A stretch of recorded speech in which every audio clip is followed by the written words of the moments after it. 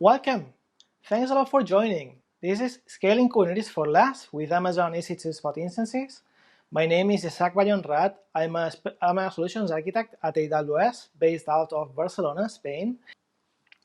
And I specialize on EC2 Spot Instances, which are EC2 spare capacity. My day-to-day job consists on helping customers achieving large scale and optimize their costs by using Spot instances. And very often, my conversations with customers are around containerized workloads running on Kubernetes. So during today's session, I'm going to be covering the best practices to leverage Spot instances in Kubernetes clusters, as well as the latest AWS features that make implementing these best practices very, very simple. Heads up! The content of this session is designed for engineers and technologists who already have experience running Kubernetes on AWS. The session is going to have two main parts. On the first part, I'm going to start with an overview of Amazon EC2 Spot Instances and its key features, and then I'll move to how to run Kubernetes nodes on Spot Instances. With that, let's get started.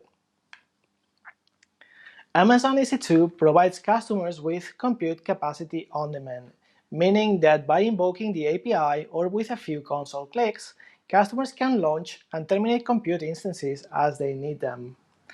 In order for us to be able to provide flexible access to compute instances to customers, that means we need to have spare capacity sitting idle waiting to be used.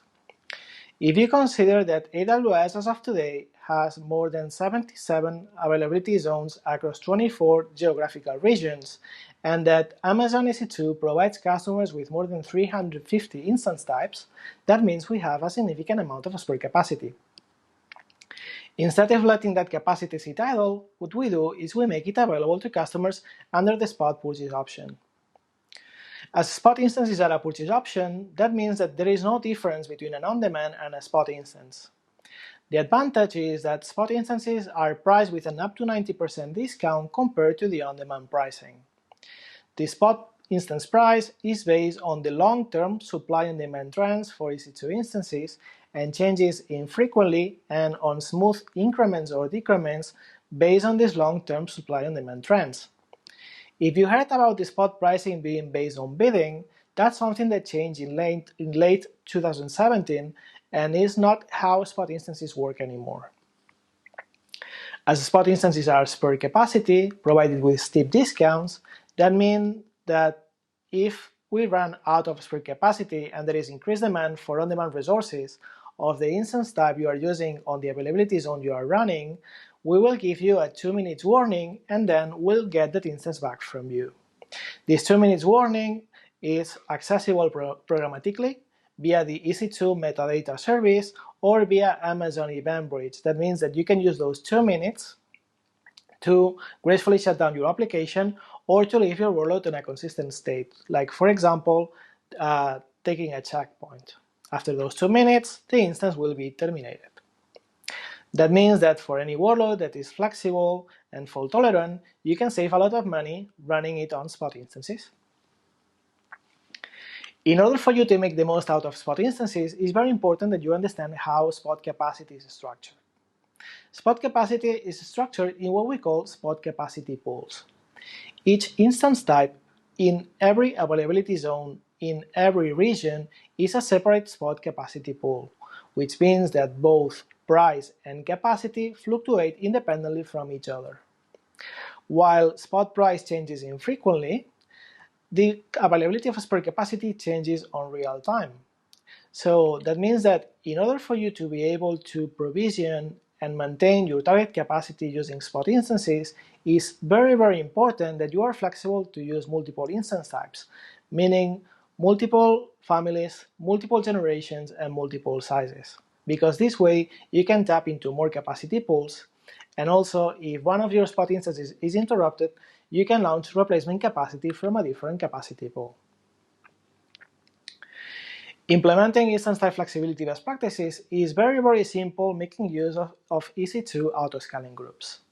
Autoscaling groups have a feature called mixed instance policy. With a mixed instance policy, you can define a portion of your autoscaling group to run on-demand capacity and a portion of your autoscaling group to run spot instances, as well as configure multiple instance types. Now, on the example you are seeing on the screen, we have configured an autoscaling group to provide us with 12 instances across 3 availability zones. As autoscaling group job is to keep a balanced amount of capacity across availability zones, we get 4 instances on each one. In this example, I want to show you how spot instances work. So all the autoscaling group is made up of spot instances. That's why on-demand base capacity and on-demand percentage above base capacity are 0. Then you can configure a list of instance types that your workload can run on. In this example, R5 large, M4 large, and M5 large. And last, you can configure the spot allocation strategy, which is the logic that autoscaling groups will use to decide which instance type to launch out of your list when launching spot instances.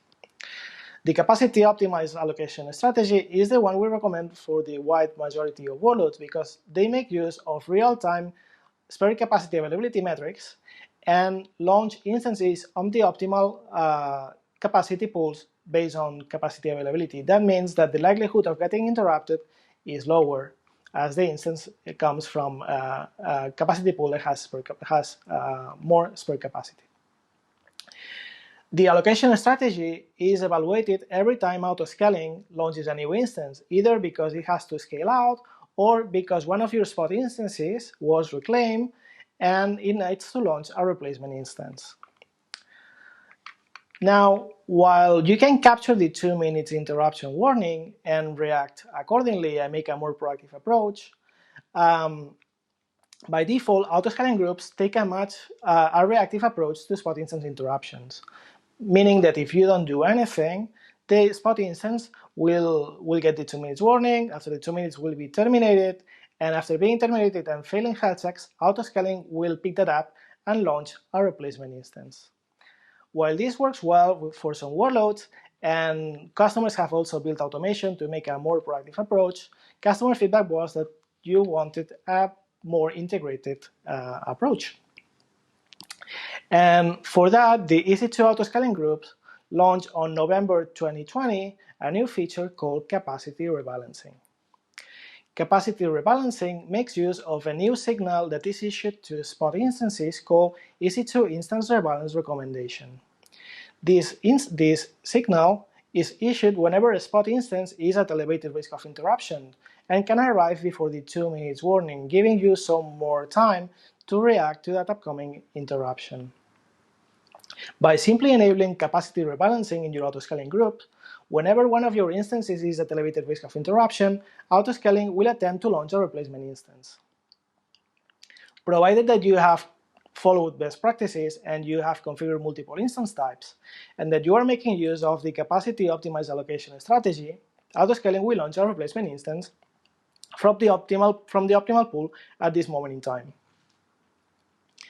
Once the replacement instance is up and running and passing health checks, autoscaling will pick that up and will start terminating the instance at elevated risk of interruption, meaning that if there is a load balancer where the instance is configured to, it will start draining the connections. And after that, if you want to run graceful termination actions, you can do that by leveraging autoscaling lifecycle hooks. With lifecycle hooks, you can make sure that before the instance is terminated, your termination actions are executed. So why are we talking about spot instances in a Kubernetes talk, and why spot instances are relevant for Kubernetes and containerized workloads in general? Containerized workloads are very often modern applications that have built to be cloud native and are stateless and fault tolerant very often, which means that they can normally run on spot instances with minimal engineering effort. Today we are talking about Kubernetes. However, it doesn't matter if you use Amazon ECS, Amazon EKS, or you run Kubernetes on EC2, you can leverage spot instances to run your fault-tolerant containerized workloads and save a significant amount of money. An example of that is Delivery Hero, which is one of our customers who is a leading online food ordering and delivery marketplace with presence in 43 countries and handling 4 million food orders a day. They run most of their applications on Amazon EKS with Amazon EC2 Spot Instances, and thanks to that, they are saving an average of 70% on their infrastructure costs. I think the quote from Wojtek Bondra, their Senior Director of Engineering, is very inspiring. Our experience running Amazon EKS on Amazon EC2 Spot Instances was eye-opening. It has become a big cost saver and freed our time and energy to focus on business growth instead. So my goal is that after this talk, you know all the practices to achieve the same savings that Delivery Hero is achieving for your fault-tolerant workloads. With that, let's move into how to run Kubernetes nodes on Spot instances. When it comes to running Kubernetes on AWS, the easiest and best way to do it is by using Amazon EKS, which is our managed Kubernetes service. Amazon EKS runs upstream Kubernetes and is certified Kubernetes conformant by the Cloud Native Computing Foundation. This means that any application running on a Kubernetes cluster elsewhere can run in Amazon EKS with no code changes, as Amazon EKS works with the standard Kubernetes APIs and works with the community tools. When you use Amazon EKS, all the heavy lifting of provisioning, configuring, and managing the Kubernetes control plane is offloaded to AWS. And all the Amazon EKS clusters get their control plane running across multiple availability zones and are backed with a 99.95% monthly uptime percentage SLA. You also get a fully integrated experience with the AWS ecosystem out of the box, getting features like native VPC networking for your pods, IAM authentication for your Kubernetes cluster, and many more. The experience for you as a customer is very simple. With an API call or a few console clicks, in a few minutes, you get a fully managed, highly available Kubernetes control plane. You get an endpoint that you can point kubectl to and start working with your cluster. Then you also need to provision the EC2 instances that will be registered to the cluster and will run your application pods. And to do that in Amazon EKS, you use managed node groups. EKS managed node groups provision EC2 instances and are backed and register them to your cluster. And they are backed by EC2 autoscaling groups, meaning that they can scale out and scale in to meet dynamically your capacity demands and work in conjunction with Kubernetes Cluster Autoscaler. Now, you can also have multiple node groups configured to your cluster, and these different node groups can provide different types of capacity. For example, you can have a node group composed of on-demand instances and a node group composed of Spot instances. Then you can, at Kubernetes level, make scheduling decisions and determine which applications run where, and scale each of the different capacity types independently. However, before December 2020, if you wanted to use Spot instances on EKS, you had to provision your own node groups and configure them, because managed node groups didn't support Spot instances. Also, you had to deploy automation so you could handle the Spot instance lifecycle and capture interruption notices and react to them accordingly. While we made this easier by using EKS CTL, which is the official Amazon EKS CLI tool, and also the AWS Node Elimination Handler project, which allows you to manage the Spot instance lifecycle in Kubernetes clusters, the experience wasn't the same that managed node groups were providing. The good news is that in December 2020, the Amazon EKS team added support for Spot instances within managed node groups. This means that now you get the same automated provisioning experience for Spot instances, and that within managed node groups you can now configure multiple instance types, which allows you to adhere to Spot instances practices. The underlying autoscaling group is automatically configured with the capacity optimized allocation strategy, so out of your instance types that you can use, you make smart decisions and use the optimal ones. Also, EKS will take care of adding labels to each of your nodes with the capacity type, so either on-demand or spot, so you can make scheduling decisions, and we'll cover that in more detail in a later stage. You are also all set to work with Cluster Autoscaler, as EKS automatically adds the required tags for you to your autoscaling group, so it can be auto-discovered and managed by Cluster Autoscaler.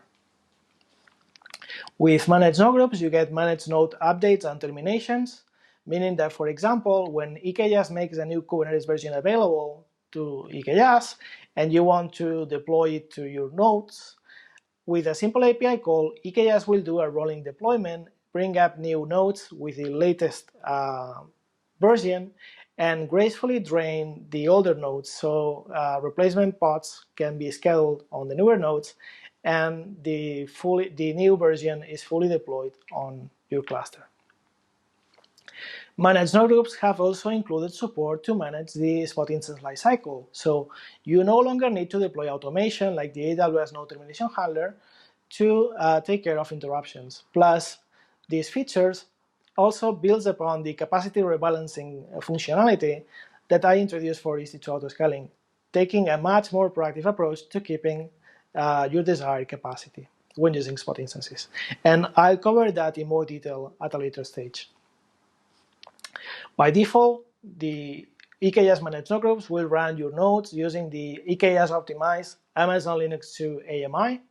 However, if you want to use your custom AMI or custom configuration, you can do so by using launch templates. With launch template support, you can make use of EKS will deploy your desired configuration on your node groups.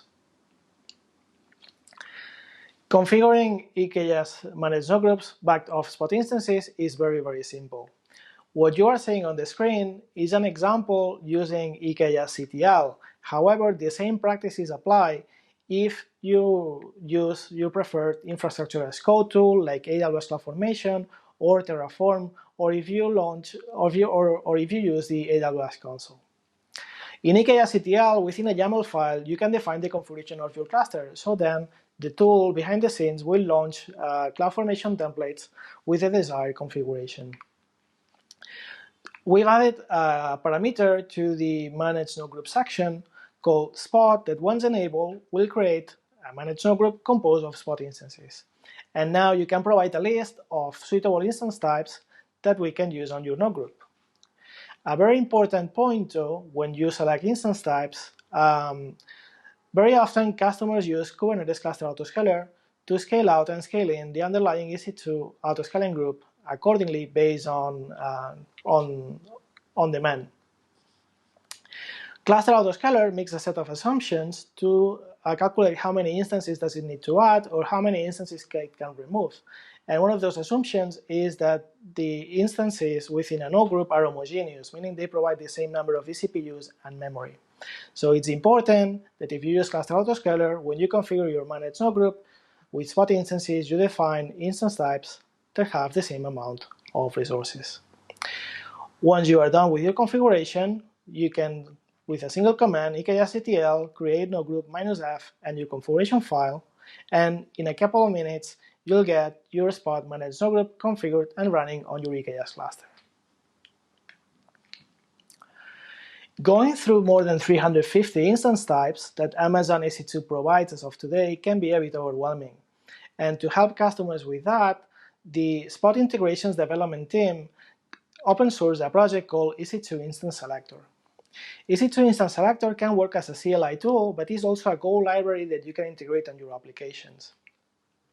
What you can see on the screen is an example of a command where we are asking EC2 Instance Selector to provide us with a list of instance types that have 4 vCPUs and 16 GB of memory, and also no instances with GPU, as we don't want any GPUs. EC2 Instance Selector will give us a list of instance types that match those requirements, and we can use that list to populate the managed node group configuration. When it comes to the Spot instance lifecycle, EKS managed node groups make use of the capacity rebalancing functionality and build upon it.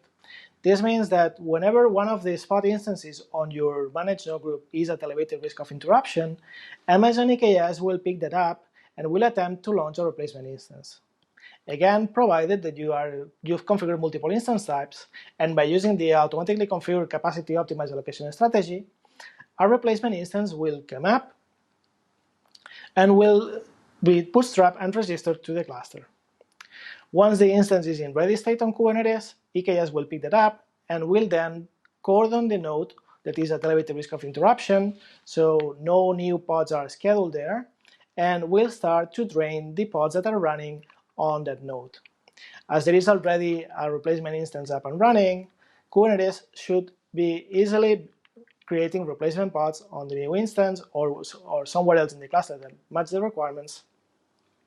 And once this is finished, the instance at elevated risk of interruption is terminated.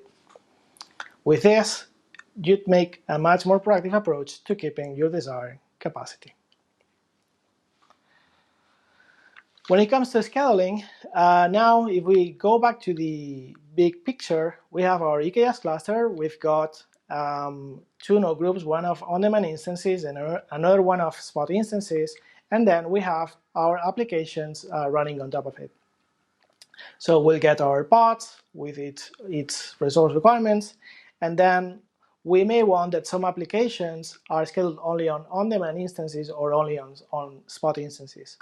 As an example, you probably want to make sure that critical services for the cluster like core DNS, or that your applications that don't tolerate interruptions are scheduled on on-demand instances. And also that all your applications that are fault tolerant can run on spot instances. EKS will label your nodes with a label called eks.amazonaws.com/capacity type with value on demand or spot. Then at Kubernetes level, you can make use of this label to either with a node selector or by making use of richer expressions with nodeAffinity, define how your applications should be scheduled and make sure that only the fault-tolerant applications are scheduled on the spot instances. Cool, so now the only thing that's missing is we need to scale out. And again, we have the cluster with two managed node groups and the applications running on top. So for example, our application can be running on a Kubernetes deployment with a number of pod replicas. These pods are scheduled on the nodes based on the resource requirements and also on the scheduling requirements that we've defined if we've done so. So with horizontal pod autoscaler, based on a metric like CPU utilization or a custom metric, we will be able to scale out or scale in the number of pod replicas based on demand. And when we bring up new pods, there may be a possibility where we don't have more capacity on the underlying EC2 instances to scale them, and they will be on pending state. And for that, you will use cluster autoscaler, so it can pick that up and scale out the appropriate autoscaling group, as well as scaling in the autoscaling group when there are underutilized resources. However, for cluster autoscaler to recognize or discover which are the autoscaling groups registered to that cluster, you need to tag the autoscaling groups appropriately with the tags you are seeing at the bottom of the screen. The good news is with managed node groups, these tags are already configured for you, so you are all set. For customers going large scale, taking into account that Kubernetes cluster autoscaler requires to use instances that provide the same amount of resources can constrain a bit the capacity pools we can tap into. However, we can overcome this very easily by creating multiple node groups. The way you can do this is you can create multiple managed node groups and group on each of them instance types that provide the same amount of vCPUs and memory.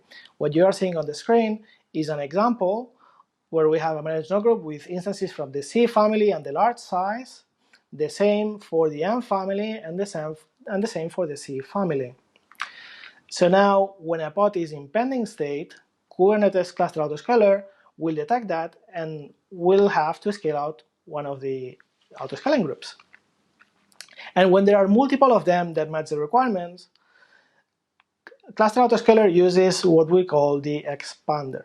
The expander is the logic to select the autoscaling group to scale out, and by default, it uses the random expander. So when you use the random expander, every time Cluster Autoscaler needs to scale out one of your node groups, and there are multiple of them that match the requirements of your pods, it will then scale out a different autoscaling group or a random autoscaling group on each scale out decision. With this, what you achieve is that you can tap into more capacity pools and reduce furthermore the likelihood of interruptions. If you want to learn more about running Kubernetes at large scale, make sure you watch also the Amazon EKS 40,000 vCPUs and beyond talk from my colleague Paul. Up until this point, I've only been talking about Amazon EKS. However, some customers may decide to run Kubernetes on EC2 and manage them themselves. The good news is that all the best practices that I've been covering and that Amazon EKS configures on your behalf also apply if you run Kubernetes on EC2. So again, you have a cluster with multiple autoscaling groups, one autoscaling group for on-demand instances, an autoscaling group with spot instances, and you'll configure multiple instance types. Now, you probably want to also take advantage of the new capacity rebalancing feature that autoscaling introduced. And generally, you use AWS node termination handler to handle the spot instance lifecycle. By default, it runs as a daemon set and uses the EC2 metadata service to capture the spot instance termination notice. However, in order to take advantage of the capacity rebalancing feature, you need to make use of termination lifecycle hooks within autoscaling groups. So for that, our development team has released a new deployment mode for AWS node termination handler called queueprocessor. With queueprocessor, instead of a daemon set, you'll run a deployment that will consume messages from an Amazon SQS queue. And you'll also configure a set of rules in Amazon Event Bridge, so you capture the notifications for EC2 instance rebalance, the notifications for spot instance termination notice, and also the termination lifecycle hook events. All these notifications will be sent to the queue that the node termination handler will manage. Last, you only need to make sure that you tag your autoscaling groups accordingly, so this can be identified by the node termination handler and it can manage your node group. At this point, you'll be all set to not only take advantage of capacity rebalancing, but also about any instance termination event within your autoscaling group, like terminating an EC2 instance, a scaling event, or an AZ rebalance activity whenever your EC2 capacity gets imbalanced across availability zones and autoscaling kicks in to fix that. You'll find whole instructions in our GitHub page. Cool, and before I wrap up, I want to make sure that we cover the key things that I'd like you to walk out with from this session.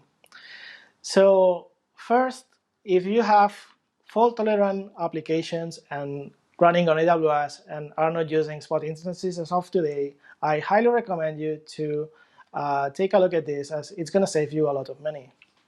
When it comes to Kubernetes, with Amazon EKS, you offload all the heavy lifting of managing the Kubernetes control plane, managing the nodes lifecycle, and also managing the spot instance lifecycle of your node groups, making this very, very easy to use.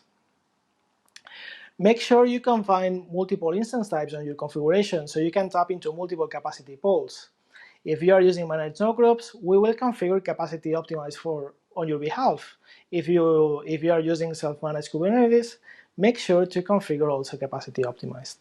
You can use the EC2 instance selector to find a list of suitable instance types to configure your node group. And if you run self-managed Kubernetes with the AWS node termination handler queueprocessor, you can take advantage of the new capacity rebalancing feature and take a much more proactive approach to keep your desired capacity. With that, I want to thank you very much for joining this session. You've got my Twitter handle there, so feel free to reach out if you have any question. Make sure you fill in the survey, and thanks a lot for watching.